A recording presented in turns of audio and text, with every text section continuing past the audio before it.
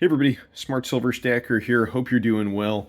Let's talk about this evolving financial crisis because it is getting worse by the day. Yesterday, on Tuesday, Credit Suisse revealed in its annual report that it had identified material weaknesses in internal control over financial reporting. And on this news, shares of Credit Suisse are tanking. And they fell so much today that trading had to be halted, and the Saudi National Bank, that's the single biggest investor in Credit Suisse, has announced that they will not be providing any additional financial support. Now, at the same time this crisis is playing out over in Europe, you've got Moody's, the credit rating agency, downgrading the US financial sector from neutral to negative. I guess that's what happens when you have the second and third largest bank failures in U.S. history occur within days of one another. Now, today, stocks are selling off pretty much across the board. All of the major market indexes significantly in the red. Oil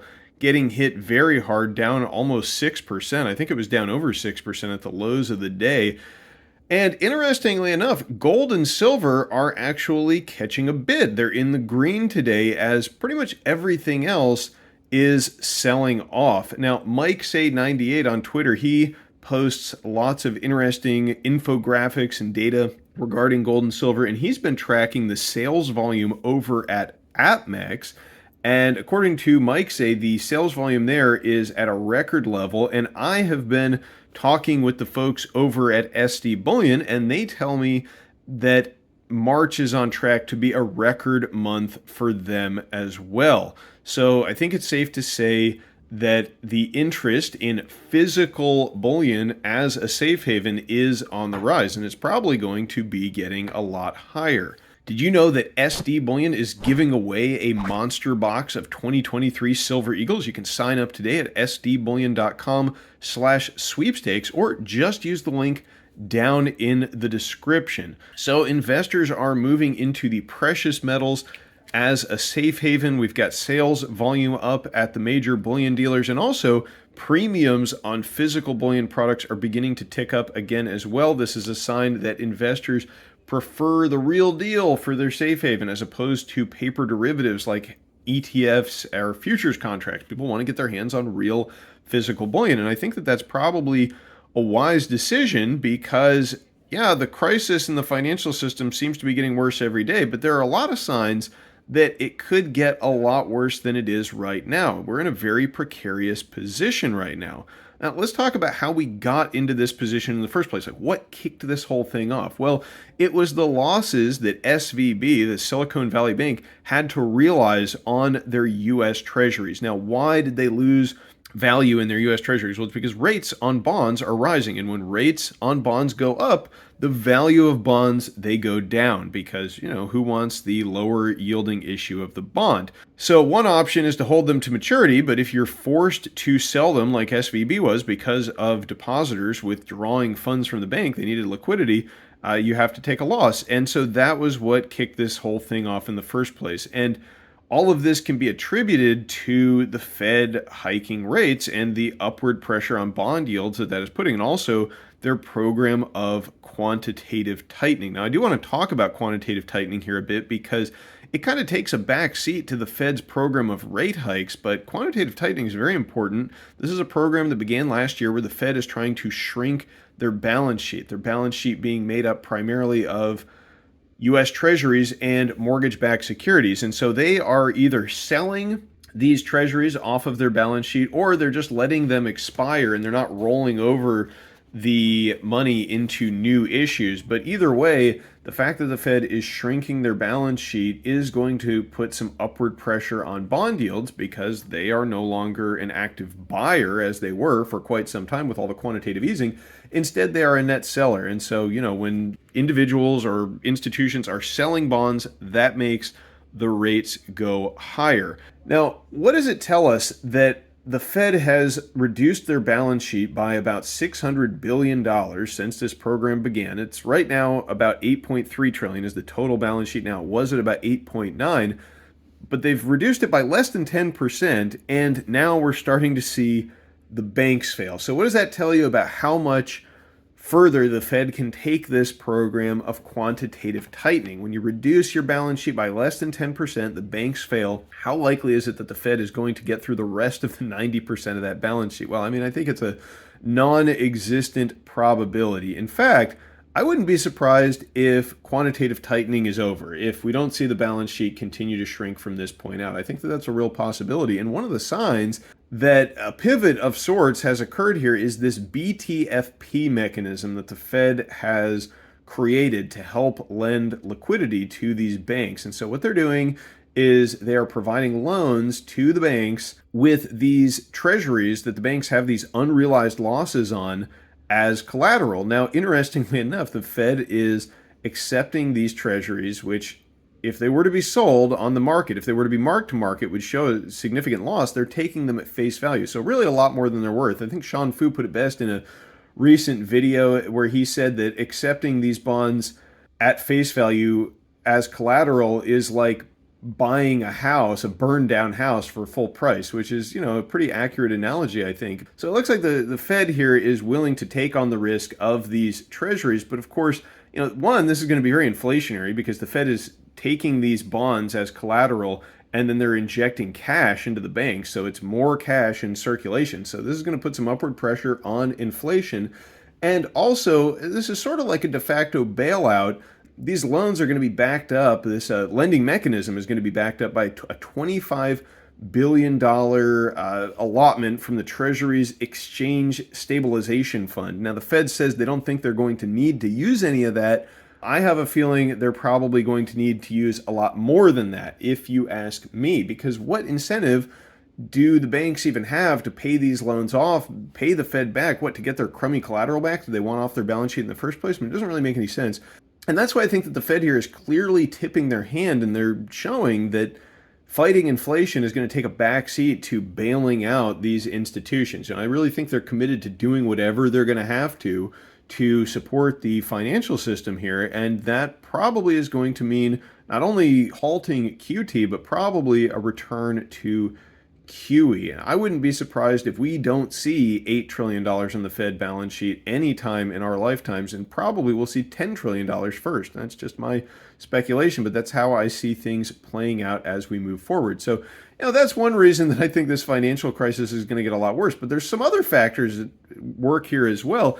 We can talk about how different this situation that we find ourselves in is from the 2008 financial crisis, because you're going to see people drawing parallels, but a lot has changed since 2008. One of the big things is the amount of debt in the system. In 2008, the U.S. national debt was under $10 trillion. Now it's greater than $31.6 trillion. And that means that bearing the brunt of these rate hikes is that much more painful. The more debt that's in the system, the more debt service accrues every time interest rates go up by 1 point. And it's not just the national debt. Debt at all levels throughout the system is near a record high. You've got record credit card debt, record household debt, record mortgage debt, all sorts of debt. I mean, debt out to the eyeballs, and this is a result of the fact that the Fed kept interest rates so low for so long. People accrued all this debt. They created this huge moral hazard, this incentive for malinvestment. And so, we have a system that is drastically levered up, and now they're trying to crank the rates up on it. I mean, it's crazy. It's no wonder that things are falling apart. But pretty soon, I think the Fed is going to have to make a decision between their inflation fight and bailing out the system. And I think we all know what direction they're going to go in. There's no indication that they're going to let anything fail. I mean, in fact, the speed with which they responded to the SVB crisis, I think, shows just kind of how eager they are. They're almost chomping at the bit for an excuse to start printing again. It seems that way anyway. That's just my take on it. But it's not just the debt thing. We've also got the fact that inflation is much higher. So in 2008, when the Fed came in with all this stimulative monetary policy, QE, slashing rates, the economy was basically in deflation. So they were trying to get the inflation rate back up to their target of 2%. We weren't in this situation now where we got a 6% year-over-year CPI. And of course, the CPI understates real inflation. So what's real inflation like now? I don't know, 12%, probably double the CPI. That gives you a fairly accurate estimate. So, if the Fed comes in and starts intervening here, we're going to see inflation get much, much higher. And also, there's the global geopolitical picture. I mean, that is drastically different than what we had 15 years ago now in 2008. Back then, foreign powers like China, Japan, they were willing to buy up U.S. debt If we look at the latest report from the Treasury on major holders of U.S. debt, we can see that China and Japan, the two biggest holders, they were dumping U.S. treasuries throughout 2022. China dumped about $160 billion worth. Japan dumped about $220 billion worth. And so, that also put some upward pressure on bond yields. It's not just the Fed who's selling these bonds onto the market. It's also some of these large foreign holders of U.S. debt, and they still have quite a bit of a way to go in their liquidation of U.S. debt. So this could exacerbate this problem considerably if they accelerate their sales, or even if they just persist at the rate they're going. This is going to be a real problem for the U.S. debt market, and it's going to be another factor that's going to force the Fed into intervening here and becoming the buyer of last resort for all of this debt. You've got, fiscal policy. Of course, we were spending like sailors back then. We're still doing that today. When you do that in an environment where you already have rising inflation, it is a bigger problem. And geopolitically, we've also got the BRICS nations like China, Russia. They're actively seeking to de-dollarize. This de-dollarization thing was kind of a nascent phenomenon back in 2008. It wasn't really getting taken seriously, but now it's a real problem. You have China extending a tremendous amount of influence into the Middle East these days.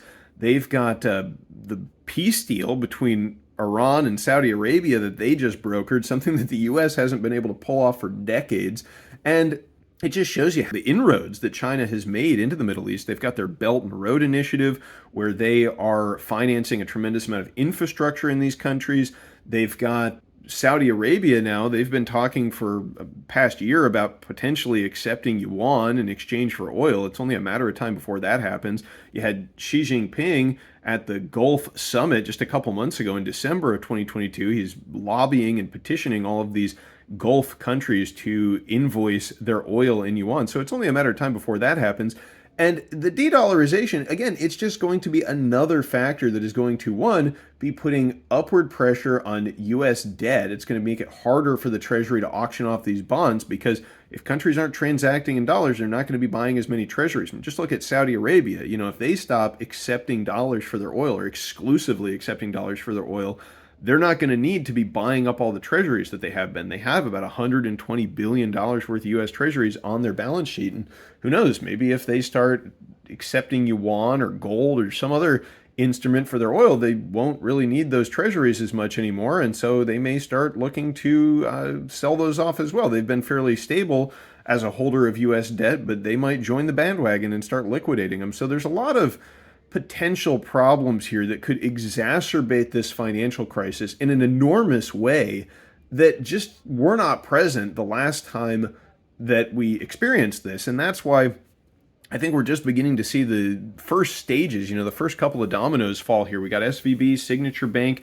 now Credit Suisse. This is kind of the biggest development so far. Are they going to go under completely? Are they going to collapse? Well, if they do, it's not likely that they're going to be the last domino. So I'm not trying to just fearmonger and, terrify everybody out there in terms of the financial world. But listen, this is the world that we live in. There are some real threats here to the existing financial system. And I wouldn't be surprised if, 5 years down the road, you look back, things may be completely different from how they are today. And if you want to preserve some wealth into the next financial paradigm, hard assets like gold and silver, that's probably one of the best ways to do it. These are one of the few assets that have held their value for hundreds or really thousands of years.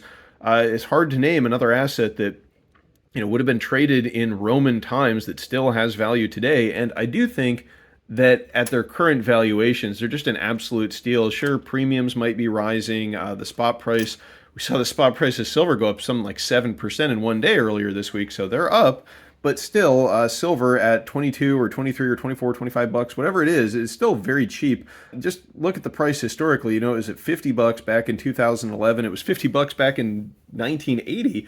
And today we're under $25 for an ounce of silver. So it's hard to find another asset that is so undervalued compared to historical price levels, and especially a safe haven asset with the history that silver has in the kind of environment that we're in. But it does look like the winds are shifting and investors are starting to realize what is coming down the pipe. And that's why I think they're moving into physical metal. And I'm going to keep stacking. And it's not just stacking metal. This is a silver stacking channel, so it's kind of what I focus on. But You also need to be taking care of your basic preps. Get some way to protect yourself. I don't know what that means based on where you live. If you live over in Europe or even in Canada these days, I guess what do they let you have, like a pointed stick or something?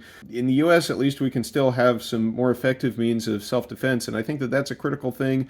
Having your basic needs met without systems of support. Have some emergency food, have some water. If you can, get out of highly populated areas. Because listen, when the economy falls apart and the financial collapse really plays out, the real disaster that has been in the works for decades now because of the policies of the Federal Reserve and because the fact that they've kicked the can down the road, that now when things fall apart, they're going to fall apart in a terrible way. When this really kicks off, things are going to get ugly, I think, unfortunately, and you're going to need to be able to stay out of the way of society as it kind of falls apart. There's a lot of people out there that are not prepared, and if you try to talk to them about the economy or something like that, it seems like they've just got the blinders on, and the message is everything's going to be fine. We got kind of a preview earlier in this decade. We've seen authoritarian style lockdowns around the world. We have seen civil unrest. We've seen quite a bit of that, but I think that again is just a preview of what we're really going to get when this crisis truly expands and truly takes hold. So maybe not. Maybe we'll fix things. Maybe we'll kick the can down the road for a while yet. I hope that that's the case, but I'm not so confident that that is the case based on all the factors that I just discussed. So leave me a comment down below to let me know what you think. Thanks for watching, everybody. Stay safe and happy stacking, and I will catch you next time. Smart Silver Stacker out.